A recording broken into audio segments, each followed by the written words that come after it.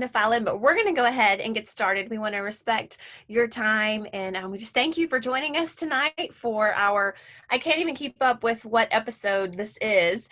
We've been doing these since, I believe, the beginning of June, and they have just been amazing. I don't know. I would love to know if any of you there in the comments, if you've joined us for a previous Summer to School webinar, shout out to us in the comments. Tell us maybe your favorite one, or if you have something that you really gleaned or enjoyed, or if this is your first one, welcome. We're so glad that you're here. But this has been an amazing series. We're thankful for our sponsors, UHealth, Jackson Children's Care.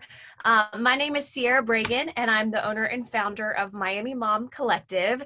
We are Miami's premier parenting resource, and our heart, our passion, our mission is to get great resources into the hands of families and to provide a meaningful community for local moms. And so when UHealth Jackson reached out to us and said, hey, this is what we're thinking, we'd love to do this series, we said absolutely, because we knew just the great resource it would be for families. So if you have joined us before, I'm sure you've learned some amazing things.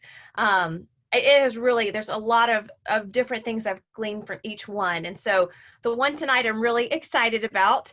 And again, just thank you for joining us. But I do want to tell you a little bit, if you're not familiar with UHealth Jackson Children's Care, but the pediatric emergency rooms, which heaven forbid we need one, right? But it's always good to know what options we have. But the emergency rooms at Holtz Children's Hospital, as well as Jackson North, are available 24/7. And the great news is the Holtz Children's Hospital is children only. So you can go if you had an issue with your child 24 hours a day. And not only that, but the doctors and nurses are fully certified in pediatric advanced life support. So you're getting like top end quality care there.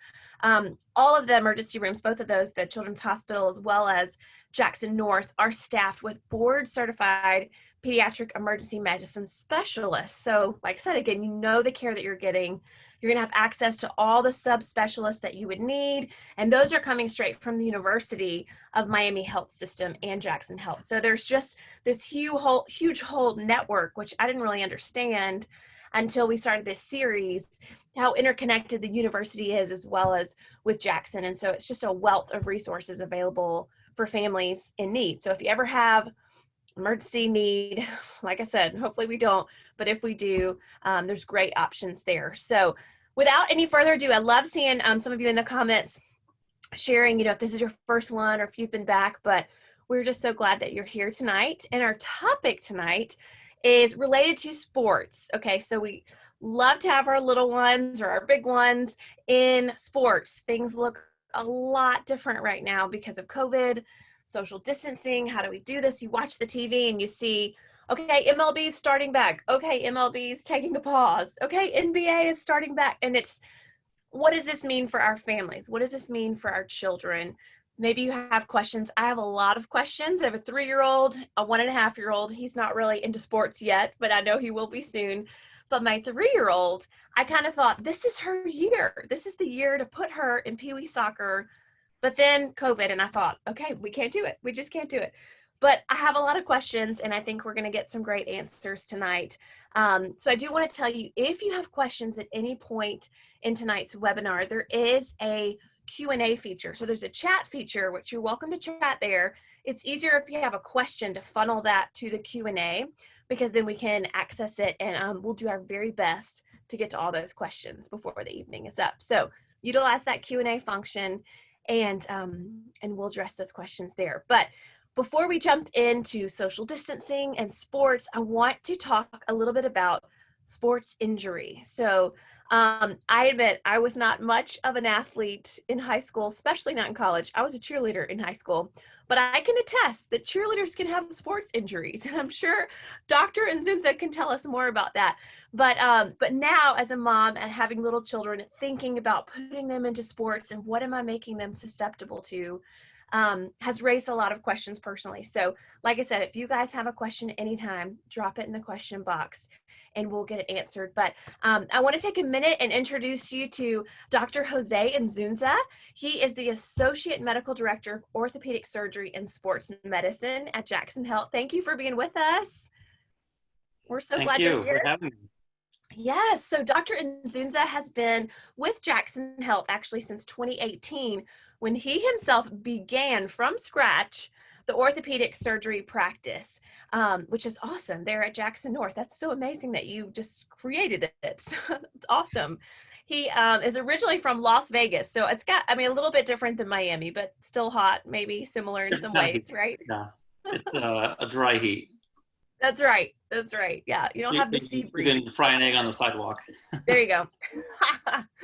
Well, wonderful. So he moved to New York to attend New York Medical College there, and then he remained there until he moved to do his surgery residency training in South Florida in sports medicine at the University of Miami, and has since remained here. So glad to have you.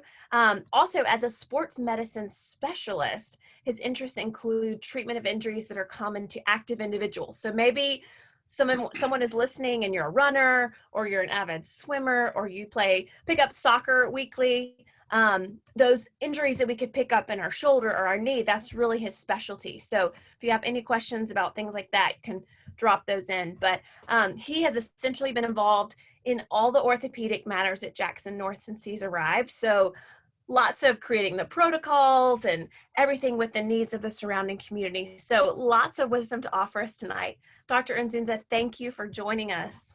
Well, thank you for that introduction, and I'm happy to be able to contribute to this forum. Oh, we're so excited. Let's dive right in and tell me, what are common reasons that sports injuries occur? So in my mind, the way I like to break that down is to create two main categories.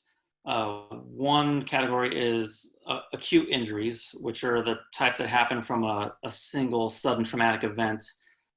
This is typically what you see on the field, or when you're watching on TV, where someone takes a hard hit or they twist their knee a certain way, and it can cause things like broken bones or dislocations or ligament tears.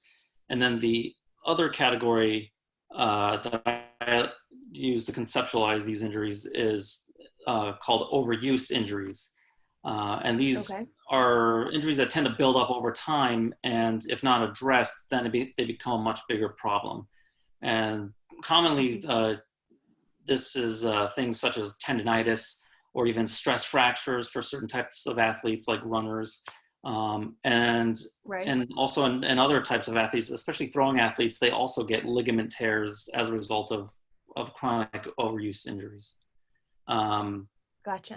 And some of the reasons why we see these types of injuries, whether it's acute or overuse, could be things like inadequate training, poor technique, a failure of the safety equipment, or just a plain old accident. No, right. Oh, that's good.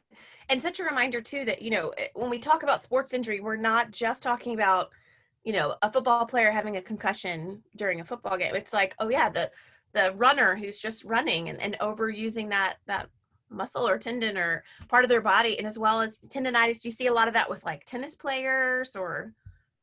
Well, yeah, the funny thing is there's a common condition called tennis elbow, which is also known as lateral epicondylitis, where you have a really sharp pain right on the side of the elbow.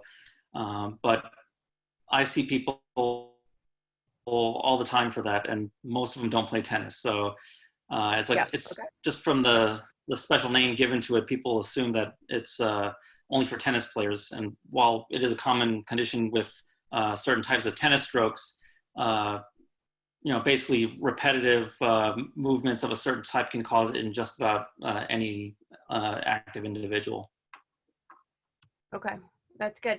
You were talking about overuse, and I have to say, it's not a sport, but I think we're probably all a little susceptible to this. And I wonder if that's in any part of your realm. I think, oh goodness, I think we all probably overuse some of these muscles. What are some warning signs that we may be developing an overuse injury? So the good thing is the body's really good at giving you hints that something wrong is happening. The problem is a lot of us, depending on your personality, a lot of people just ignore them or just figure out a way to mask those symptoms, and they just let it build up until it's a much bigger problem. But some of the the hints that your body can give you when you're developing these injuries is that you begin to notice that you're not able to tolerate a full effort with a certain part of your body that you were able to do so before. Or maybe you start noticing that you're favoring one side of the body versus the other. Just normal activities that you're accustomed to doing start to cause an increased amount of pain. Right. And a lot of times this will result in a burning pain that sometimes can improve once you kind of warm things up a little bit. Right. Or extended periods of joint soreness or muscle stiffness, even after a longer or normal period of rest. And then in some athletes, like ones who do a lot of throwing, Right. if you start getting like skin irritation, or like baseball pitchers can get blisters, sometimes that's even an indicator of kind of overdoing it. And then there's other miscellaneous symptoms that people might experience that aren't always related to the overuse, but it can also be a sign that you're just overdoing it in general, such as getting fatigued early, maybe getting a little dizzy or lightheaded at the end of activity, sometimes even getting like numbness or tingling in like your hands or your foot, or even headaches more often than what you're used to. It's so important to listen to our bodies. I love what you said. Like, our bodies are designed to kind of tell us if something's off. And sometimes we just, I'm just, tired, or I'm getting old. So I just let it go. But to be aware of, hey, how are things maybe not functioning like they should be or used to? Yeah, or just That's a good kind of tip. be tough and, I'll just rub some dirt on it and play on. That's Sometimes right. that's the Hey, to least thing all you the could do. moms, that's right. And to all the moms listening out there, we are guilty of this. We are guilty of feeling things and going, just whatever, it doesn't matter. But we, as moms, still, we have to take care of our bodies. And so listen to our bodies when things are telling us that they're off. I'd love to know, those of you that are listening in, let us know in the comments, are you an athlete? Is there a certain sport maybe that you're involved with, or an activity that you do constantly? What about your children? Are your children involved in certain sports? That's helpful just to know kind of what things are maybe just our audience personally susceptible to in the realms that they're involved in. So drop it in the comments and let us know.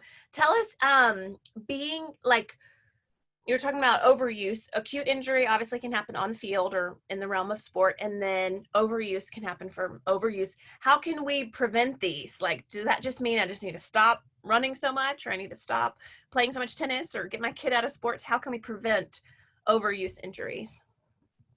Well, the early recognition of these injuries is probably the best thing you could do to keep it from getting worse. Okay. So in general, I'll say playing through the pain is usually the wrong answer. And then, depending on what level you're participating at, whether it's like a team sport or you're a weekend warrior, when you start getting those warning signs, you really should, notify someone like your coach or athletic trainer or parent. If you're a younger athlete, or if you're an adult, then, pay attention to it and, notify yourself. And just make yourself more aware that, pay attention to the area of your body that's trying to give you these hints. Maybe back off on the area that's being affected, and give it maybe a little bit more rest. And some of the common things like ice, or massage, or even anti-inflammatory medicine can sort of cut down on some of these symptoms. But at the end of the day, you just have to recognize that pain is your body's way of letting you know that you're doing something that you probably shouldn't be doing. Yeah, that's good. That's good. So ask those listening in kind of what they're involved with. And we've got some kids play soccer. One lady says her daughter is a cheerleader. I love this. One mom says professional mama / toddler chaser, which I think is a full contact sport, if we're honest. Another one says that she has a teenager that plays volleyball in high school, and she had a concussion actually the first year that she was playing, and now kind of always has different aches and pains. So Interesting. I don't know if you want to get off on like specific things, but do you have any advice for, families who have children who maybe have had a concussion, and what kind of things to watch, especially for injury related things? Well, with concussions in particular, I think that's something that overall we're doing much better with as a society, Right. with all the extra attention that's been receiving. I think at all levels, top to bottom, people are taking it a lot more seriously, because there's been a lot of data gathered that actually demonstrates the chronic trauma that it causes to the brain. And we've seen a handful of unfortunate situations with former pro athletes, even where it brought some extra attention. But probably the best starting point is making sure that you're involved in a system, a team or a organization where they take it seriously and they have the more or less independent resources to recognize and screen for these things. For instance, when I was doing my fellowship at the University of Miami, there would be medical personnel at most of the sporting events. And if there's any question of there being a concussion type event, they would be pulled off the field or, pulled out of play and then independently evaluated, without the coach breathing down your neck and, pressuring you to like, I'm okay. put them back in there. So if there's strict protocols in place to protect the athlete, that's really the best thing. That's good. Oh, we're going to get more into that. Oh, I'm sorry. I didn't mean to interrupt you. Oh, and then of course, going through the day-by-day protocols and not returning to play until there's no residual symptoms. Cleared for that. That's good. I think that's one important thing, parents that are listening in. We're going to get more into this too when we talk to the group from I-9, but whether it's our child's school or any program that they're involved in, to be very familiar with what are the protocols, not only for, COVID and social distancing and all that, but especially like for injury, because you kind of think my kid's not going to get injured until they're injured, and then you're like, what's the protocol? So that's a great reminder, Dr. Inzunza. Thank you. We did receive one question, maybe looking back to when we were talking about injuries and noticing those warning signs. If we or a loved one are starting to see some warning signs, should we make an appointment first with a general physician or go straight to a specialist? I mean, it sort of depends on insurance. It's kind of outside of what I would prefer, I guess. But I would love to take a look at anyone that is willing to come over and see me, and I'll try to guide them through that whole process. The way healthcare works, some people have to go through their primary care provider first and then get a referral. But a referral, yeah.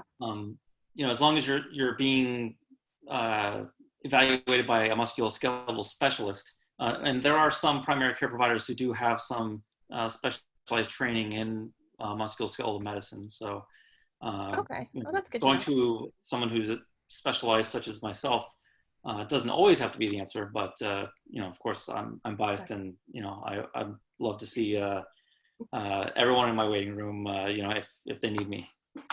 That's awesome. You worked hard to specialize in this one area. Of course, you want to see these people.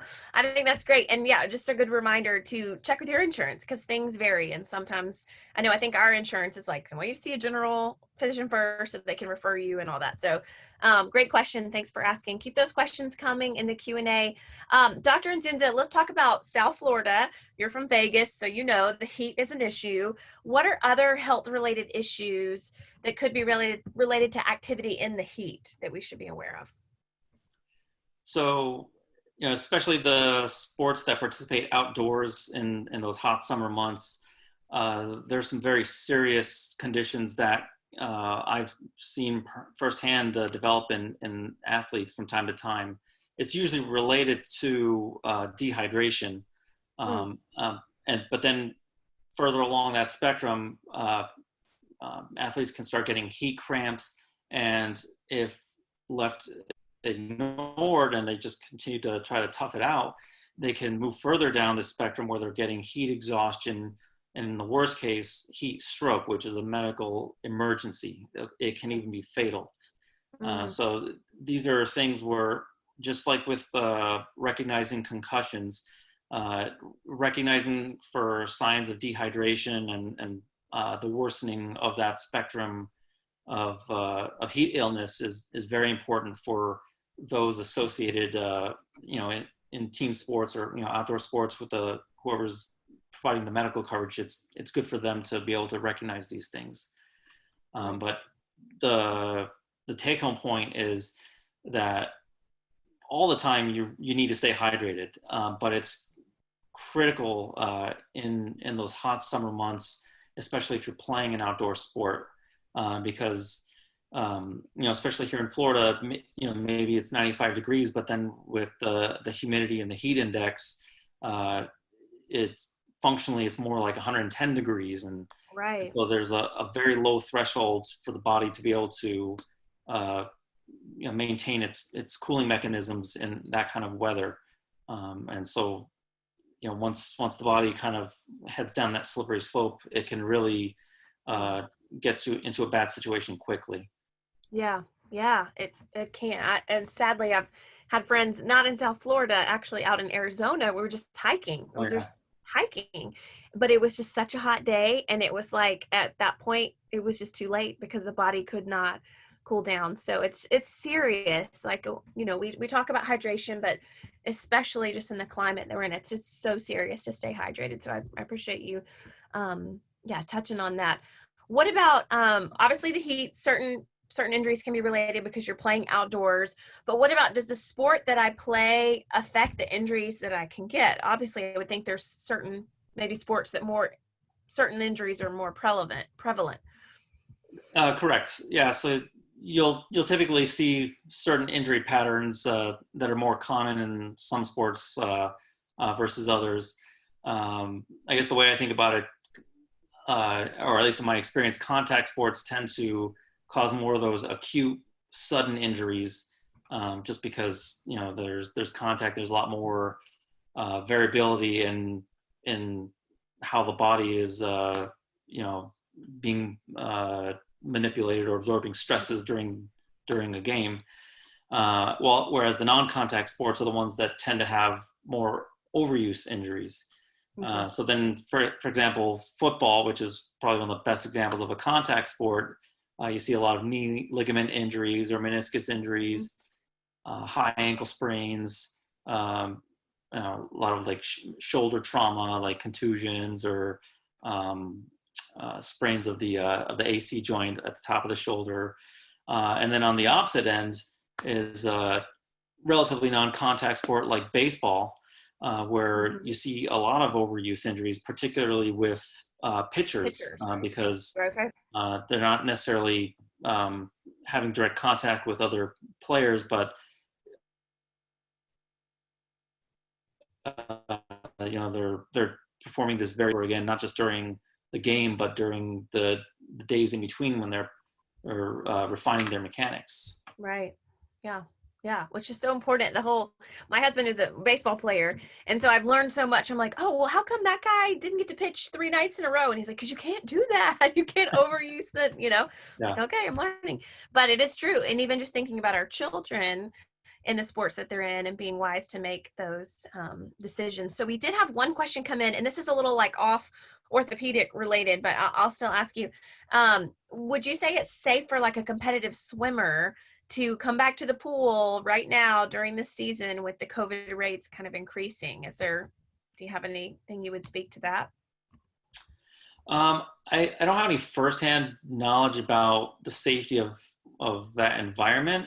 I mean, I don't think that the COVID virus survives, in a pool. Right.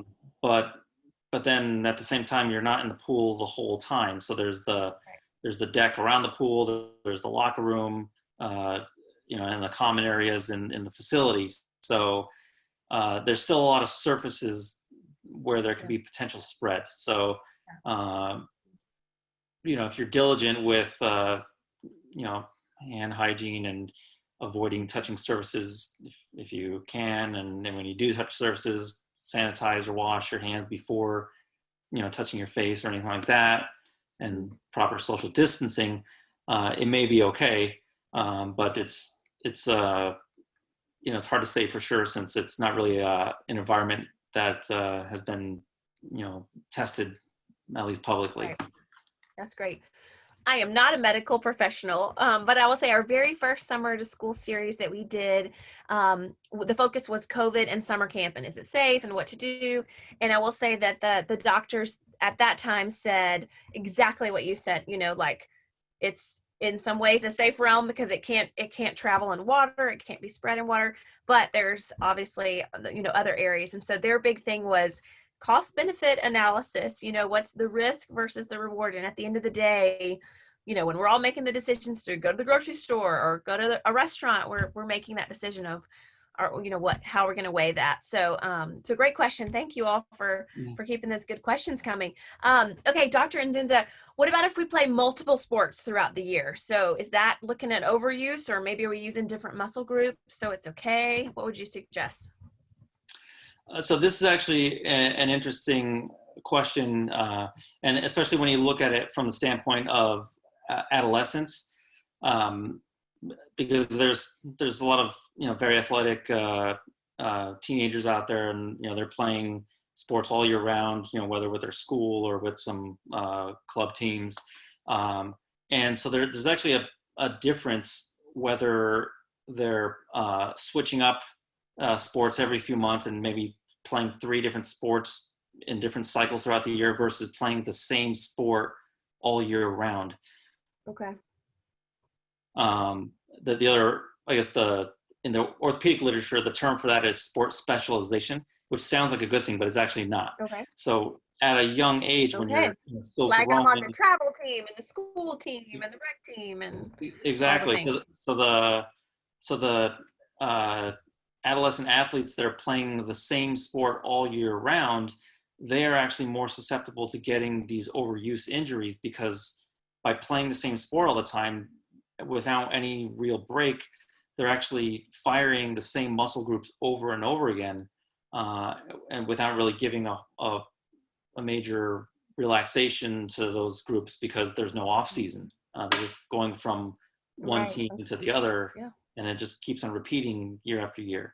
Whereas athletes who maybe play football in the fall and wrestle in the winter and play track and field in the spring, they're switching up the muscle groups that they're depending on the most for those specific sports, and so they are.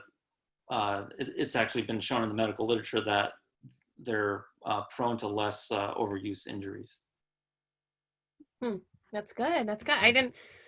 You think about that kind of generally, like, okay, yeah, it's probably good to use different muscle groups. But then sometimes you also think, okay, I can put my kid like in the school team, and then when that's over, we'll do the travel team. And when that's over, we'll do, private lessons. And before you realize, it's like maybe we're doing them a disservice in the long run, making them susceptible. That's really most applicable to adolescents and, people who are still growing. Once you're more or less an adult, it's less of a factor. And obviously, professional athletes for the most part specialize in just one sport, and they're kind of playing it year round with maybe little bursts of rest during off season. But that's right. But their bodies are developed, yeah. Right. Yeah. It has to do with the developing body needing a little bit more rest, in between seasons. That's great. Well, a couple more questions for you, Dr. Inzunza, and then we're gonna transition and talk some more to the group from I9 Sports. But before we do, tell us, what role does stretching and warming up have in injury prevention? Because I'll be honest, like sometimes I'm tempted, even in my old age, and I probably need it more than ever now, to let's just go take a run, or let's just go play tennis, But talk to us about stretching and warming up. So this is a funny question, because it would seem like common sense that it's absolutely a good thing, but it's actually pretty controversial when it's been studied. And Okay. there's actually studies out there that show that it doesn't have a significant uh, rate of injury reduction. I know that's not something that That's coaches or surprising, maybe parents want to hear, um, right? but it's I think the jury's still out on that one. Um, However, there's some evidence that I've seen where it may play a greater role in peak performance than more so than it does in injury prevention. Okay. But I think the take-home point is that it doesn't cause any harm. So there's no harm in Okay. doing it, Right. Right. and there's a possible harm in not doing it. So it's kind of Okay. an easy thing to do, and there's a low risk and high reward possibly. There you go. That's good. Well, I feel less guilty now then when I'm like, I'm just going to take a quick run. But let's be serious. When was the last time I took a quick run? I'm 5 months pregnant, so I haven't taken a quick run here in a little while. But next time, maybe I won't stretch because who needs to? I'm teasing. Dr. Inzunza, this has been great. Another question that came in from one of our viewers. What is the best way to help with like a constant ankle rolling? Like, would a brace be good, or should maybe that be something that they should get checked out? If it keeps on happening over and over, it's probably something you should get checked out.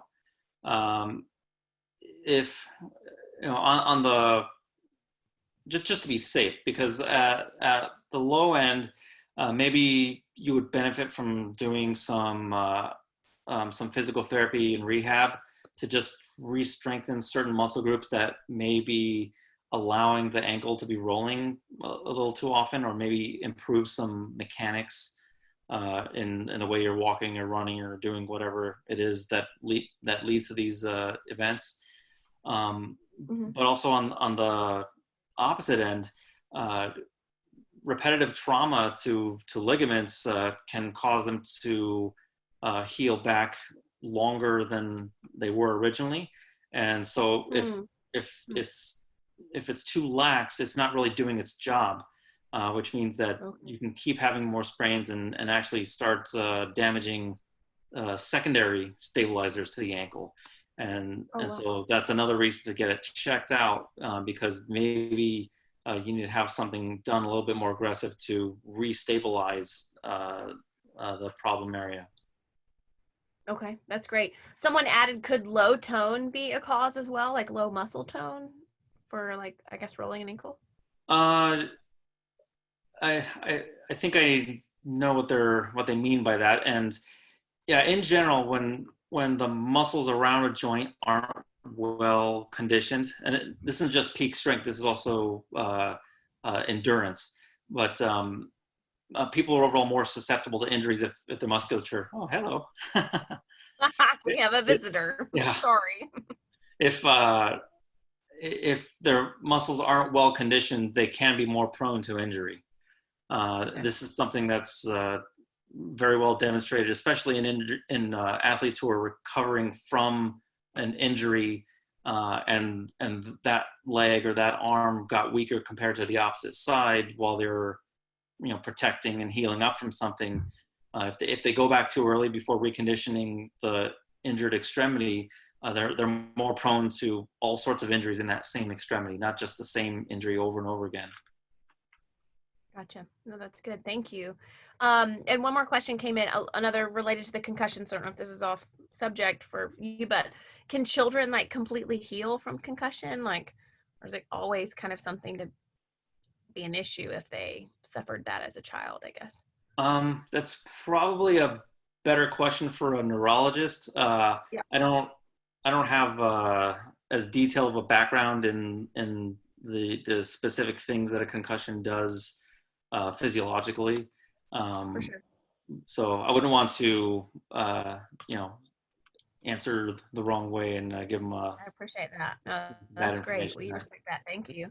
Wonderful questions. Everyone, see this, the value in having the voice of a specialist to speak into your life. So it's just the importance of making those appointments, and whether it's see your general physician first and get referred or go straight to a specialist. But if you're having these sorts of questions, there is a wealth of specialists and those who have specific training in these areas at Jackson Health. So Dr. Inzunza, I'll just wrap up with this last question, then we'll transition to the I-9 group. But are there any other ways that you would just kind of leave us with home takeaways of how to decrease risk of injury? Sure. I mean, I think this kind of touches on little bits of the previous discussion, but I guess if we can kind of just, throw out some bullet points of highlights of how to prevent, particularly these overuse injuries, it's to allow your body to rest adequately, and also to give yourself appropriate recovery time in between when you push your body.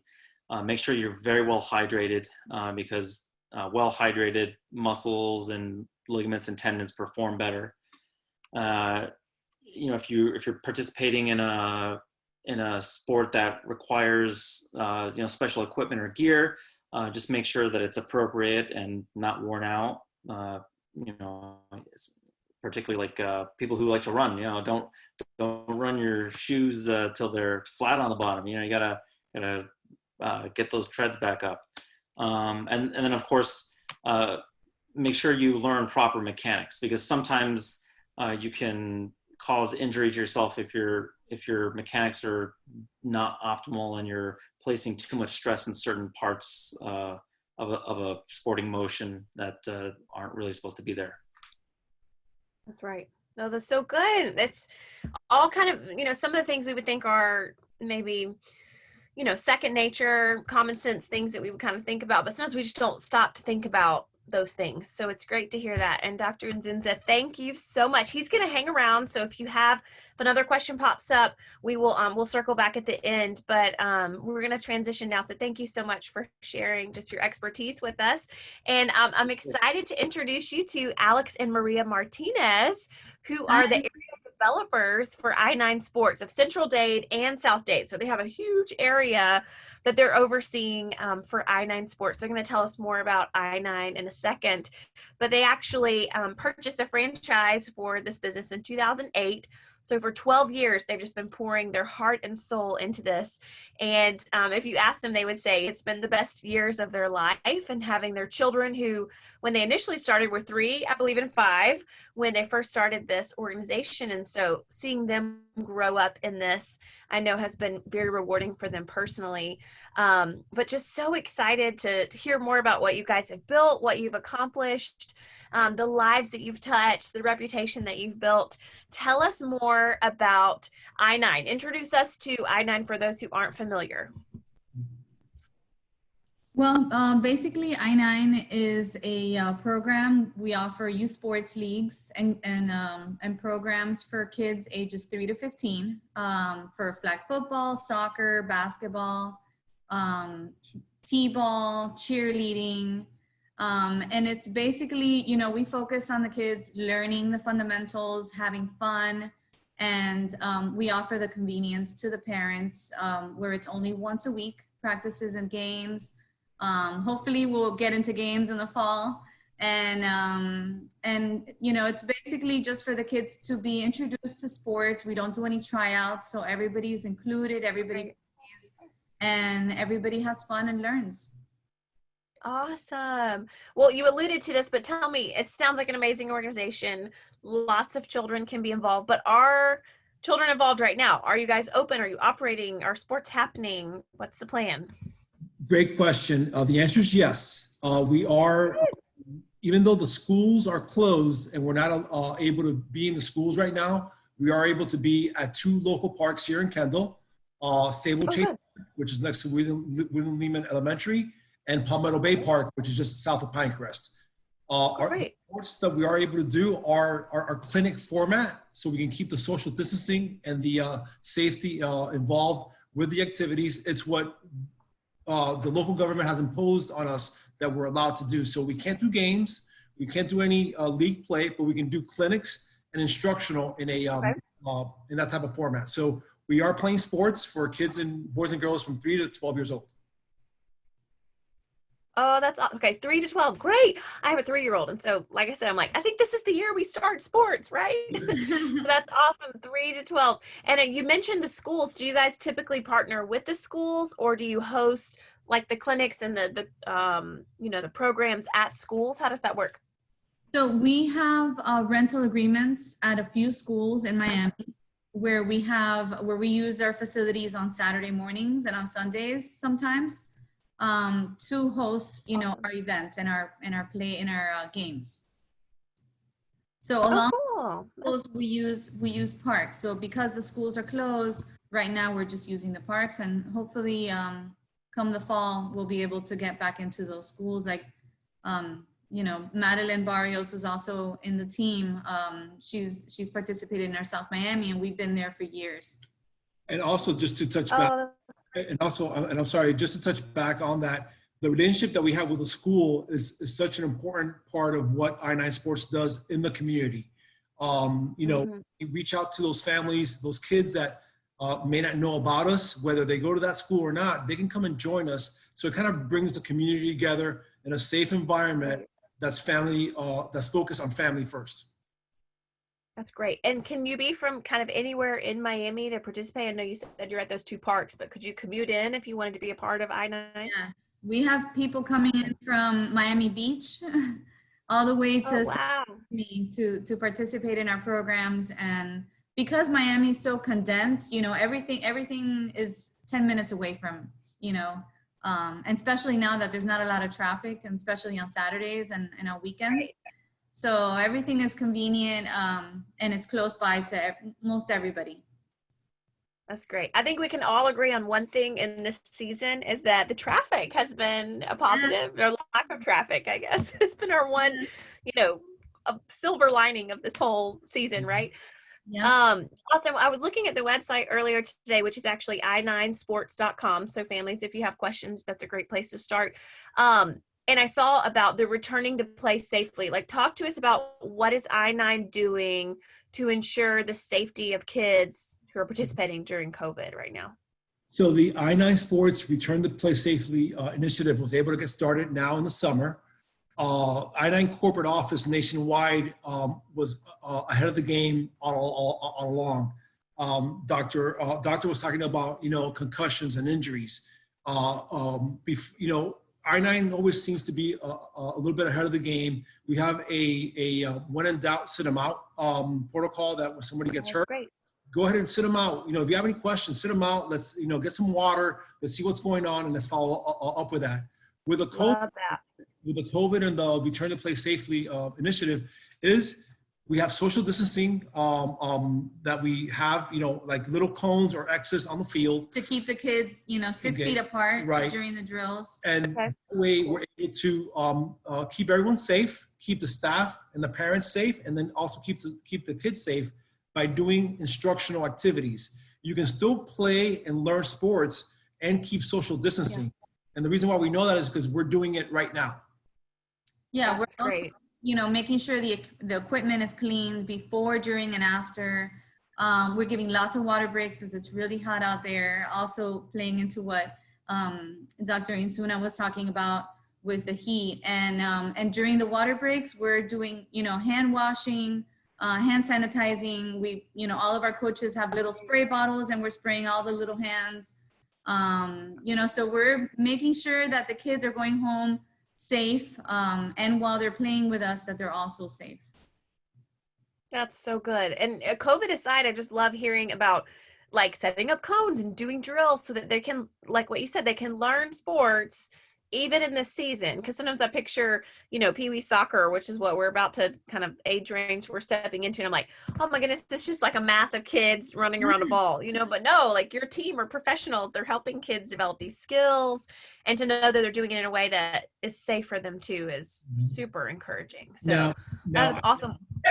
Now, I will say to that, having 3 and 4-year-olds, it is a little bit chaotic. Like we're not going to be kidding ourselves. We all know. It's chaotic, but it is organized at the same time. But it is a little bit of organized chaos, as I call it. Yeah. During COVID, because everybody's spaced out, during the clinics, it's more controlled. It's definitely more controlled. That's good. Yeah, smaller That's groups. great. We can only have groups of 9 kids per instructor. So everything we have extra instructors, you know, to step in as needed. Okay, 1 to 9. That's a good ratio. Dr. Inzunza spoke a little bit about this, is just, you know, making sure we're asking our children's, you know, little league coaches or school sports coaches, like what the protocols are. But do you have any other questions that you should, you know, tell parents they should be asking to ensure that their kids are COVID safe kind of in this season? Yeah, I mean, I would make sure that, you know, whatever program the kids are in, that they're using those safety protocols, you know, the hand washing, the hand sanitizing, the sanitizing of the equipment, that they're using, you know, spacing during the drills, you know.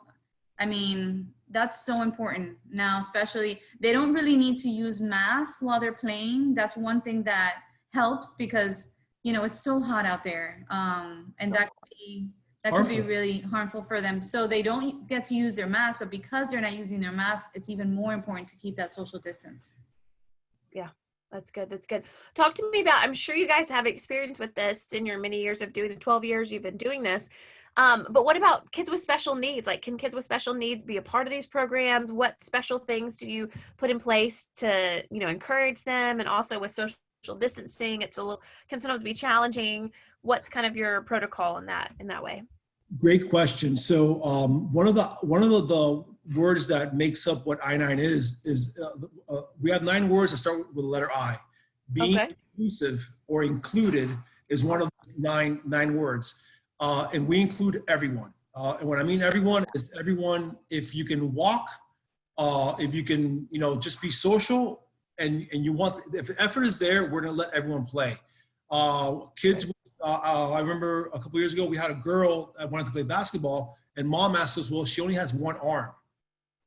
And I go, that's not a problem. She can play. She has the other arm that she can play with. Highly functioning autistic kids. We have a lot of autistic kids that play with us that are highly functioning autistic kids. Mm-hmm. And what we do is we tell the parents, you know, get involved, volunteer, you know, so they can also be involved in their child's sports experience. It helps keep the child, you know, feeling comfortable. And then with the ages too, say for instance, it's a 12-year-old child who's highly autistic, we'll probably put them with younger children. So they're developmentally, they're, you know, at the same level. Great. Well, and I love hearing too, because I just know, you know, I have friends who have kids with autism, and like just the sensory thing of wearing a mask can be so challenging. And then you think as a parent, well, great, my kid can't do anything because they can't keep a mask on, so now we're shunned, you know, but no, that's not the case at all. And to know that you guys are doing things that are, you're still taking those precautions and you're making it available to inclusive, like you said, of all children is wonderful. I want to know what values, obviously having I9, you've got those 9 I words. This is more than just sports, which I love. So tell us, what values are kids gaining from being involved in like an I9 program, team sport, or even individual if they're not with an I9 program? So our motto with I9 Sports, there's 2 phrases that we like to use. It's is we help kids succeed in life through sports, and the way youth sports should be. Those 2 little phrases that we believe, you know, day in and day out, are shared through the sportsmanship awards that we give out to the players. We have different words that we give out, you know, the words of the day, you know, being honesty, being safe, being a good listener, being a good buddy, being a good teammate. All those things are words that we practice and we preach every day on the field. It's geared for the younger kids, because the older kids already get it and they're older, but we do try and carry it on for all ages, for boys and girls. And those values are important, you know, to make those teachable moments. I tell parents that your child is not only going to learn in the classroom, in school, but also when he's out here in sports. And it's also important for you as parents to follow up on what we're teaching and what that word of the day is.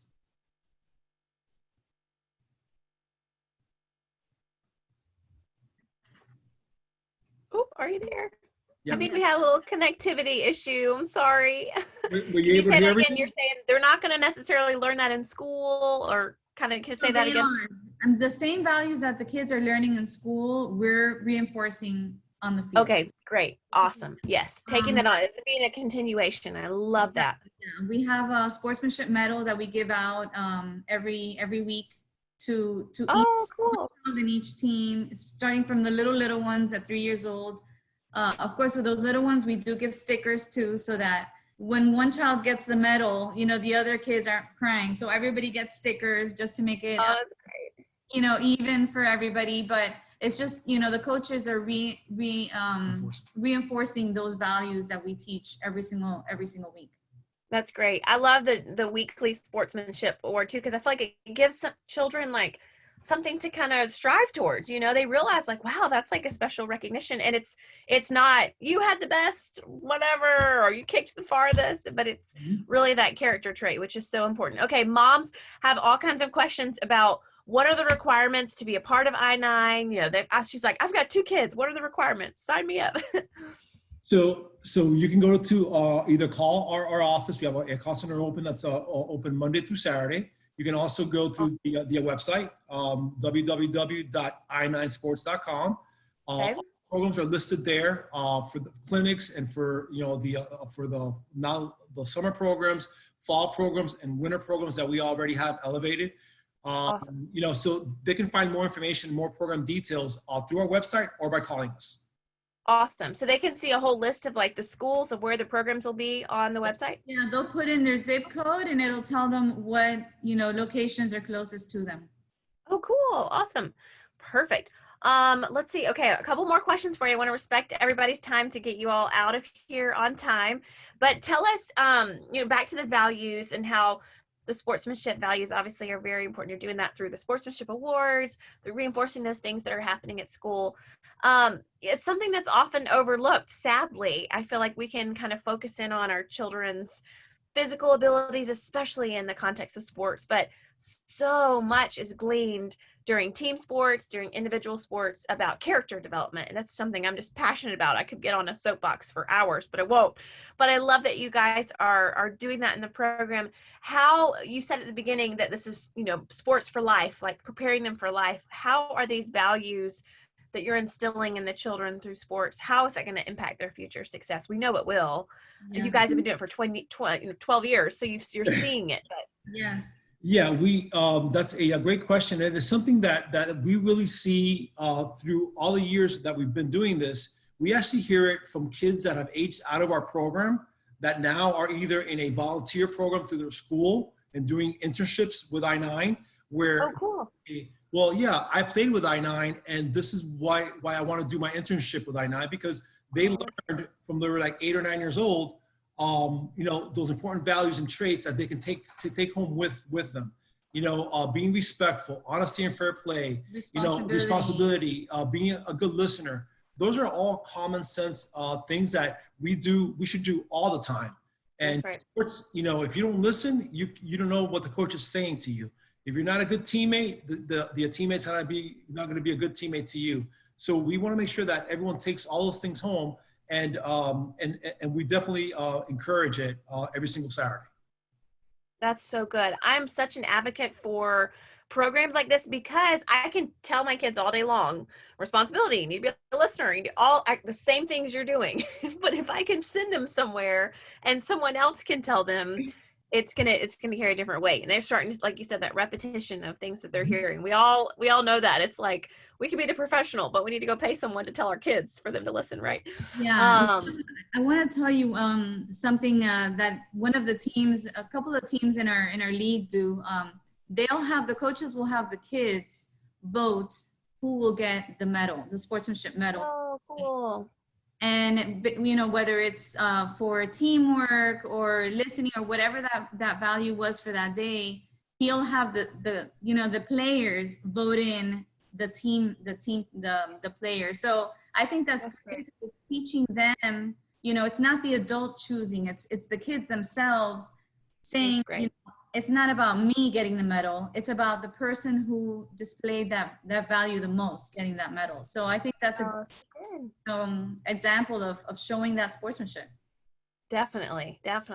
Will you run down the list one more time of the the kinds of sports that you offer. And I said cheerleading, soccer, football. Yeah, Basketball, soccer, so we flag do, football. right. So we do flag football, soccer, basketball, cheerleading. Is that 5? And baseball. And baseball. Oh, cool. All the sports are co-ed for boys and girls, except for cheerleading. Cheerleading is the only non-inclusive sport where it is for girls only. That's a special animal all by itself. Yeah. By great But cheer it's instructors. non-competitive. They're not, they're not competing against other teams or anything like that. The girls are learning sportsmanship values as well. They're learning cheers. They learn a cheer dance that they perform at the end of the season for all the parents. Aww. So they have a lot of fun, and they really enjoy it. It's an introductory program to cheerleading. Great. That is awesome. Oh, wonderful. Well, Alex and Maria, thank you so much for being with us. Tell everyone, where can they find you? I know you guys are on Instagram, social media. Where can people find you there? You can find us on Instagram, I9 Sports, in Facebook, on social media, any social media outlet. We're on Twitter, we're on Instagram, we're on Facebook, and where else are we? Everywhere. They can find us, in all those platforms, and we just, I want to take an opportunity, I know you're going to move on to your general questions for all, but I just want to thank you and thank Patty and the group there. I think you guys, the introduction to what you guys are doing is just something so very, very important and so very necessary. Oh, thank you. Just in this season, it's so challenging, and we all, as parents, I think everyone here on our panel tonight is a parent, and we just know resource is gold and valuable. And especially in this time, it's we can't gather, we can't go to a seminar, but thankfully, digitally and virtually we can. And so I just appreciate everyone's time tonight. Thank you again to UHealth Jackson Children's Care for sponsoring these events. These happen bi-weekly. So if it's your first time tuning in, go ahead and mark your calendar for Thursday, August 20th, 8 p.m., same time. We're going to do our back to school health checklist. So that's going to be, we kind of think of okay, back to school, got to get the school supplies, all this stuff. But sometimes we forget the health checklist. You got to get your blue forms and all that all updated. So we're going to be talking more about that, things that we should be concerned about as parents for our usual preparation for school, but then, what additional considerations should we have during COVID-19? So make plans to join us then. We did allude to, we've been doing these since June. So there's several in the archives: COVID in summer camp, burn safety, sun safety, all kinds of things, ER versus urgent care. When do you make that decision? All of those previous webinars are all available at jacksonevents.org. So you can go there. You see that right here on the screen, jacksonevents.org, on i9sports.com, sportsmed.org. And Dr. Inzunza, thank you so much for sharing your expertise tonight. Moms, dads, anyone listening out there, if you have that orthopedic issue, give Dr. Inzunza a call, because he is very, very qualified to handle it. But just thank you so much. We just enjoyed having everyone here tonight, and we appreciate you joining us. Thank you. We hope to see you August 20th. Thank you.